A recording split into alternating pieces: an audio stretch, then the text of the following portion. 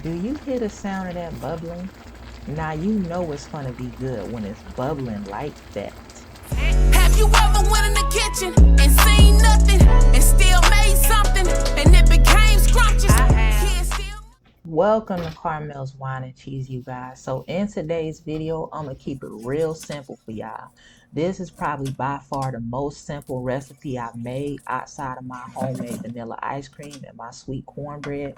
So let's get into it. The first thing I'm gonna do is start off slicing some white onion, some multicolored bell peppers, and some fresh minced garlic because it really ain't a recipe if you ain't got no garlic in it, okay? So in my pot, I'm gonna add some olive oil and some unsalted butter, and I'm gonna add those veggies in there, and I'm gonna let it cook for about 1 minute.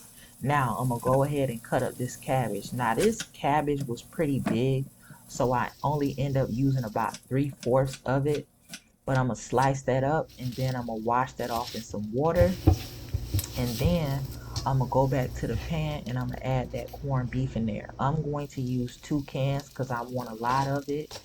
The good thing about corned beef is it's naturally flavorful, so you ain't got to add too much seasoning in there.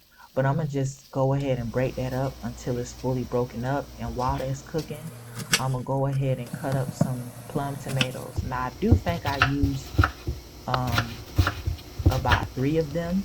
Then I'm gonna just go ahead and add those tomatoes into that pan.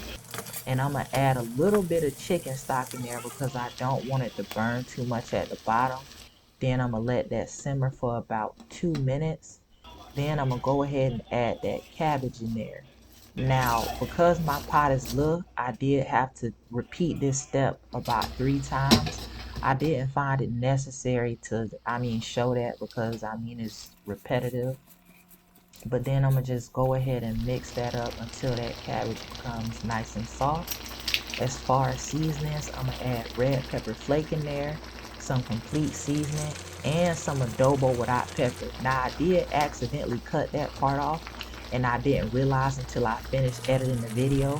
So I was not gonna re-edit my whole video over for that part, but I am gonna drop the recipe down in the description as well as the comments. Then I'm gonna go ahead and plate that bad boy. Now you ain't gotta eat it with rice or nothing like that, but I just love jasmine rice. So I'm gonna eat mine with rice, and because I like a lot of corned beef and cabbage, I'm gonna go ahead and add 1.5 spoons to there. And then we all done. Now let me get a full 360 of the finished product. Mm. Now listen, y'all. This was simple, but it was real good, okay?